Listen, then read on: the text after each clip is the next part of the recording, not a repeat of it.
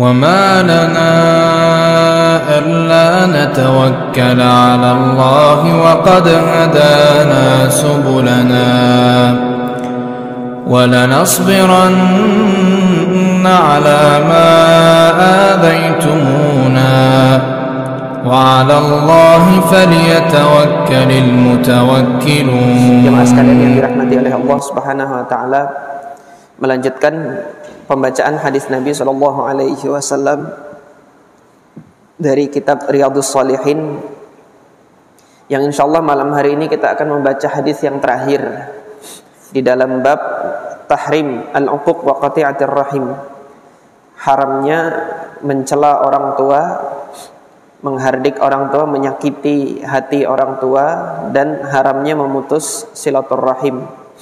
Hadis yang terakhir ini adalah hadis Mughirah ibn Syu'bah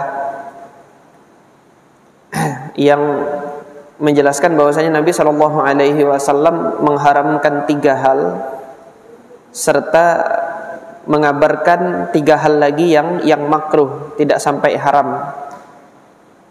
Jadi Allah mengharamkan 3 hal, kemudian ada 3 hal lagi yang dimakruhkan oleh Allah Subhanahu wa taala, disampaikan oleh Nabi sallallahu alaihi wasallam dalam hadis ini. Kita baca terlebih dahulu hadis ini. Qala al-Imam An-Nawawi rahimahullah, wa an Abi Isa, diriwayatkan dari Abu Isa Al-Mughirah ibn Syu'bah, dari Abu Isa Al-Mughirah ibn Syu'bah radhiyallahu anhu, anin Nabi sallallahu alaihi wasallam qaal, dari Nabi sallallahu alaihi wasallam bahwasanya beliau bersabda, Innallaha ta'ala harrama 'alaikum, sesungguhnya Allah Subhanahu wa taala telah mengharamkan kepada kalian, telah diharamkan atas diri kalian. 1, yang pertama, uquqal ummahat, menyakiti hati orang tua. Dalam hal ini yang disebut adalah ibu, para ibu yang disakiti.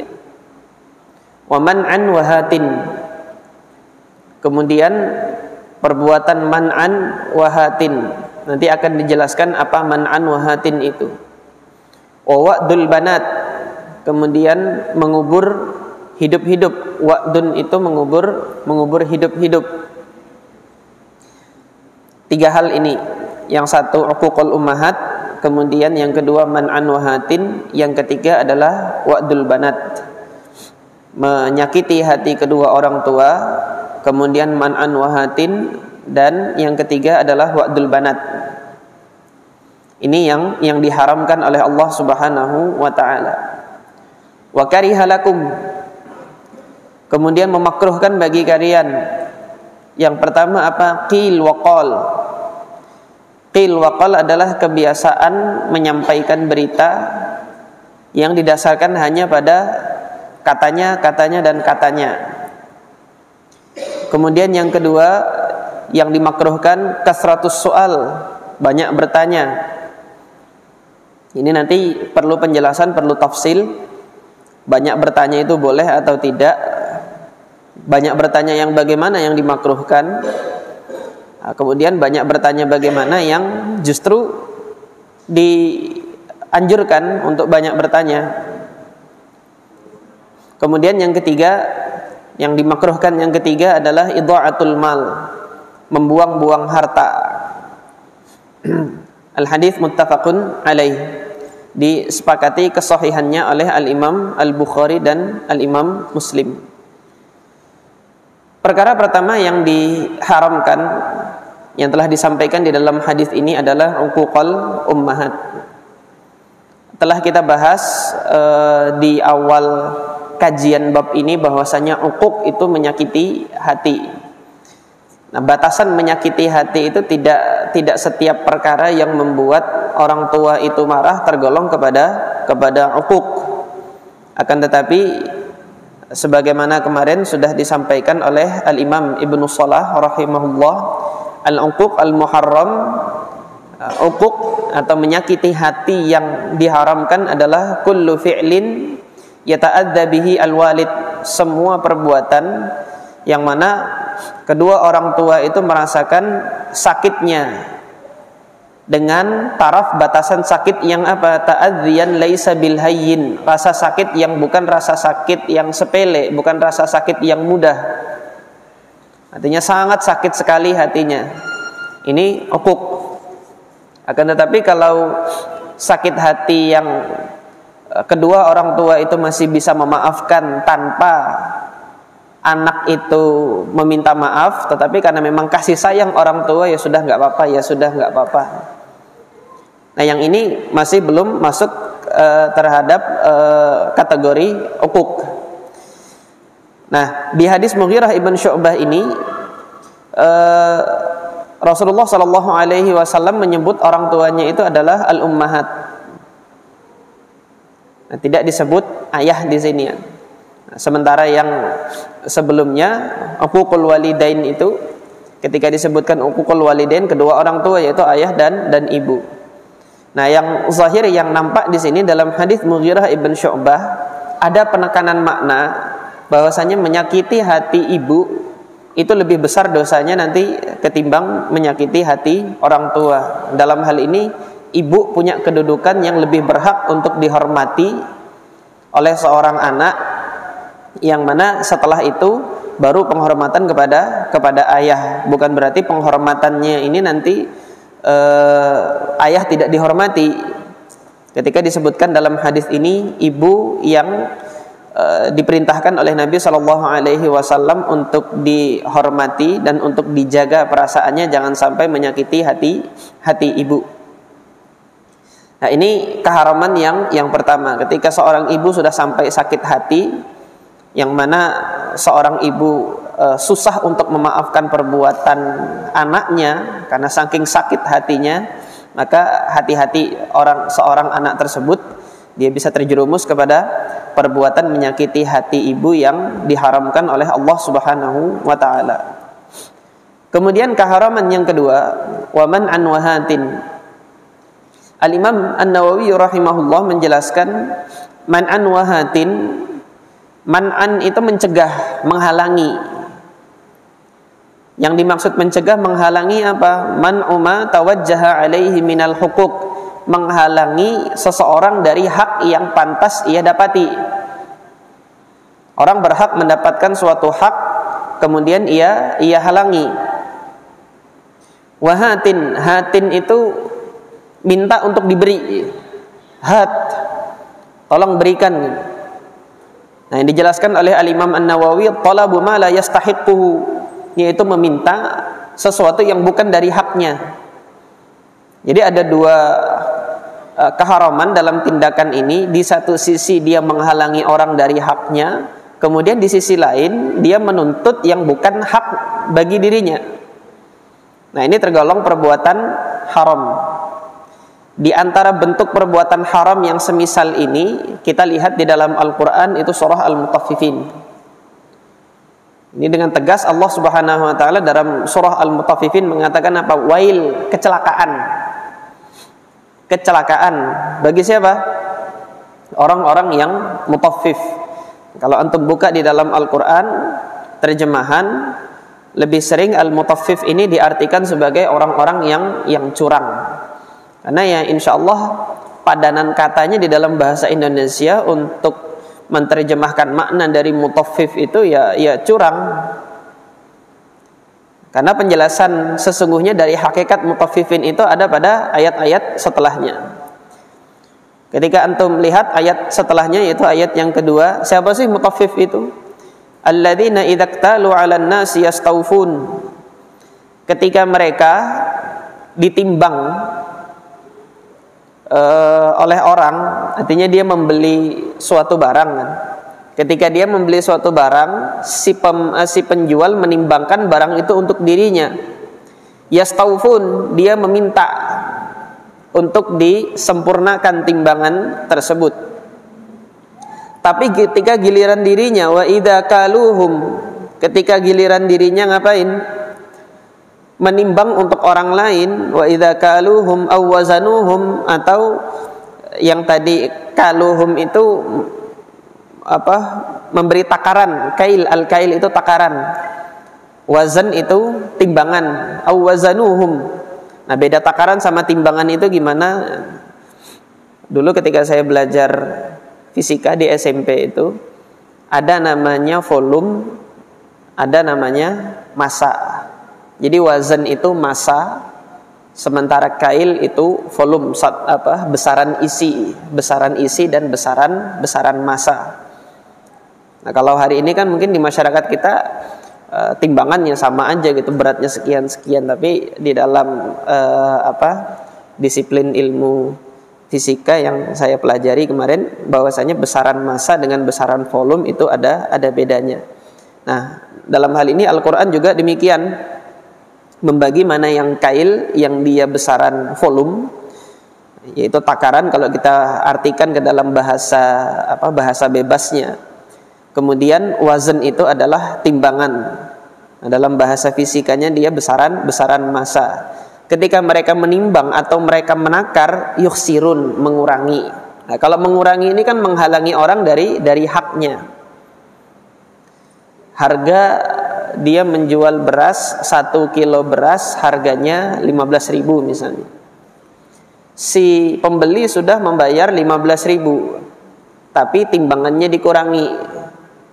Dengan harapan dia mendapat untung dari 15.000 itu, beras yang dia jual nggak cepat habis kalau dikurangi berapa on gitu. Nah, maka ini menghalangi seseorang dari haknya untuk mendapatkan beras tersebut. Si pembeli berhak mendapatkan sempurna. Takaran itu 15 gitu loh.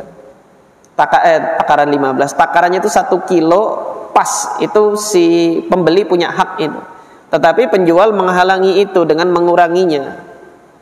Nah, maka yang demikian ini masuk ke dalam ancaman Allah Subhanahu wa taala dalam ayat ini, yaitu wail, kecelakaan. Oleh karena itu di dalam hadis ini Nabi SAW mengkategorikan man'an wahatin ini, dia menghalangi orang dari haknya tetapi menuntut yang bukan hak dari dirinya. Ini lebih parah lagi, man'an wahatin ini masuk dalam kategori haram. Al-Qur'an mengancamnya dengan kecelakaan, wail.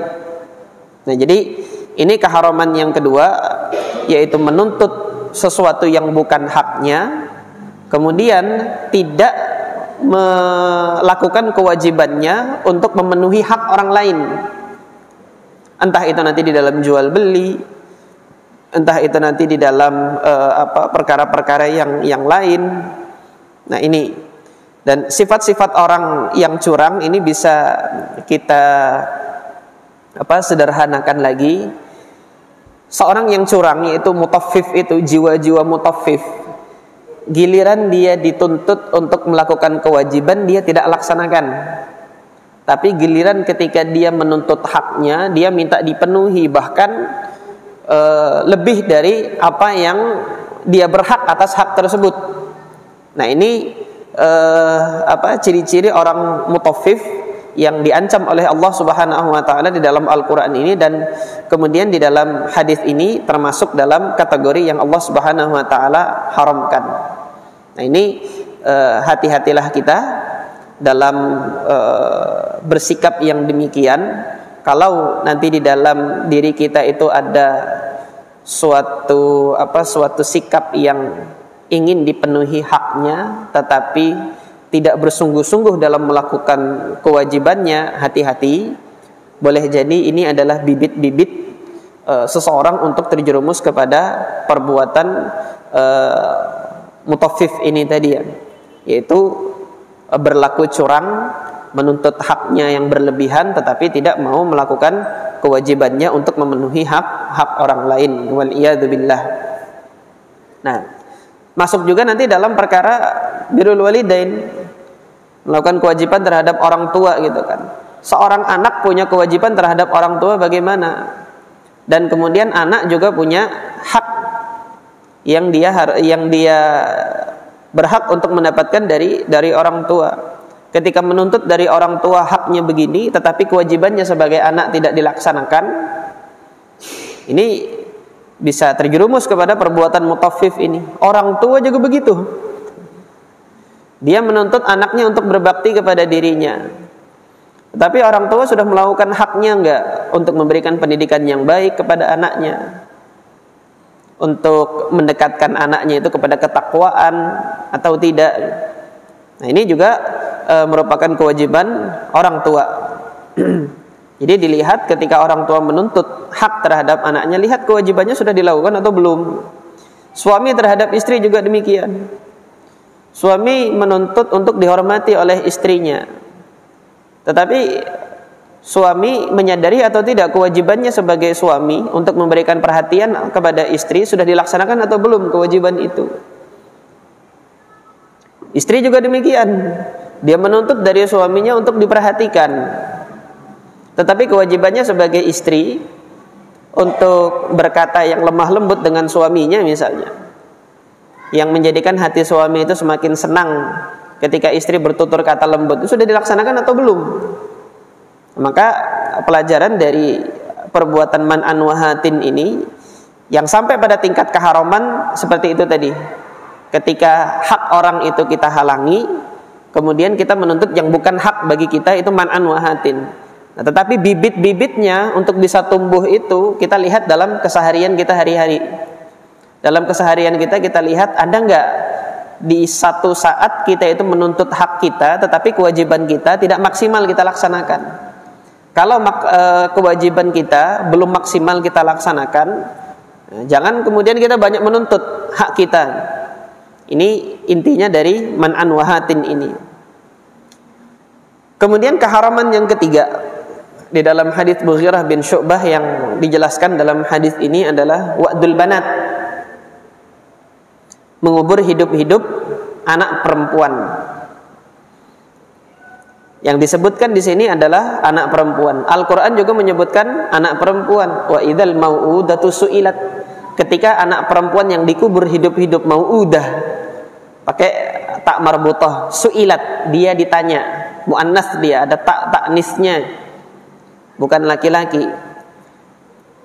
Maka masuk dalam bentuk keharaman mengubur bayi perempuan hidup-hidup. Pertanyaannya, kalau bayi laki-laki yang dikubur hidup-hidup boleh? Dia hamil di luar nikah, digugurkan bayinya. Kenapa? Kelaminnya laki-laki, kan yang dilarang dalam syariat anak perempuan yang enggak boleh. Jadi gugurkan bayi laki-laki boleh, ini dia hamil di luar nikah, wal iyadzubillah. Ya sama, enggak boleh gitu loh. Ini yang namanya di dalam syariat, di dalam ilmu usul fikih yang demikian inilah yang disebut dengan al-kalam alladzi kharaja makhrajal aghlab. Suatu dalil yang dia disebutkan untuk menyatakan perkara yang umum terjadi pada saat itu. Ketika suatu dalil itu menyebutkan perkara yang umum terjadi, ini tidak serta-merta yang tidak disebutkan dalam dalil itu tidak berlaku hukum ini. Nah, dalam bahasa usul fikihnya namanya mafhum mukhalafah. Artinya suatu dalil yang disebutkan dalam rangka menyatakan perkara yang umum terjadi, ini tidak boleh dipahami kebalikan dari dalil itu. Tidak ada mafhum mukhalafah di dalam hal itu. Nah, di dalam Al-Qur'an ketika Allah Subhanahu wa taala mengharamkan wanita-wanita untuk dinikahi, itu di dalam surah An-Nisa. Allah Subhanahu wa taala menyebutkan warabaibukumul lati fi hujurikum, dan anak-anak tiri kalian yang di dalam asuhan kalian. Anak-anak tiri itu gimana? Laki-laki nikah sama janda. Janda ini punya anak gadis, kan begitu. Ketika anak gadisnya itu sudah dewasa, ternyata kecantikannya mempesona bagi laki-laki yang menikahi ibunya yang janda tadi. Wah, cantik anaknya dari ibunya ini. Hingga kemudian dia berkeinginan untuk menikahi anak tirinya yang gadis ini. Boleh atau tidak? Dilarang oleh Allah Subhanahu wa taala. Tetapi di dalam ayat tersebut kan penyebutannya fi hujurikum, yang dalam asuhan kamu. Lah ini anak gadisnya ini bukan saya yang ngasuh, dia udah mandiri. Saya pengen nikahi dia misalnya kayak gitu kan. Tapi ibunya yang janda sudah dinikahi oleh laki-laki ini tadi. Boleh nggak dia menikahi anak gadisnya dari ibunya itu, yaitu anak tirinya itu sendiri? Karena dia tidak dalam asuhannya. Sementara Al-Quran menyebutkan yang diharamkan adalah dalam asuhannya. Kalau bukan dalam asuhannya boleh atau tidak? Di sini tidak ada mafhum mukhalafah. Artinya tidak boleh dipahami kebalikan yang seperti itu. Karena Al-Quran menyebutkan fi hujurikum itu untuk menyatakan suatu hal yang lumrah terjadi pada saat itu. Mengabarkan suatu hal yang lumrah terjadi pada saat itu, hingga hukum itu tidak diberlakukan pada apa yang disebutkan itu saja. Tetapi sejatinya yang diharamkan adalah menikahi anak tiri. Itu haram hukumnya, entah dia dalam asuhan ayah tirinya atau bukan dalam asuhan ayah tirinya, tetap diharamkan oleh Allah Subhanahu wa taala. Al-Quran juga pernah mengatakan jangan memakan riba yang ad'afan mudha'afah. Memakan riba yang berlipat ganda. Kalau begitu riba yang tidak berlipat ganda boleh? Waliyadzubillah, tetap nggak boleh juga gitu loh. Maka Quran mengatakan ad'afan mudha'afah, berarti yang tidak ad'afan mudha'afah boleh? Enggak. Tidak seperti itu, karena pada umumnya riba yang dilakukan masyarakat Arab jahiliyah itu yang disebut dengan riba jahiliyah. Riba jahiliyah itu riba yang senantiasa dilipat gandakan ketika orang yang berhutang tidak mampu membayarnya. Dia tetapkan ribanya ketika kamu berhutang 1 juta dengan saya, kamu nanti membayarnya 1.100.000. Nah, 100.000-nya ini adalah riba, kan seperti itu. Kemudian dia nggak sanggup membayar. Ketika tidak sanggup membayar pada tenggat waktu, saya akhirkan waktu tenggatnya, tapi kamu tambah jumlahnya, jadi 1.200.000. Saya akhirkan lagi, nanti sampai 3 bulan kamu tambah lagi. Ini yang berlaku di masa jahiliyah seperti itu, yang kebanyakan terjadi demikian. Nah, ketika Al-Quran menyebutkan bahwasanya yang demikian banyak berlaku, bukan berarti yang sedikit berlaku di hari itu boleh dilakukan, enggak. Substansinya adalah yang dilarang riba.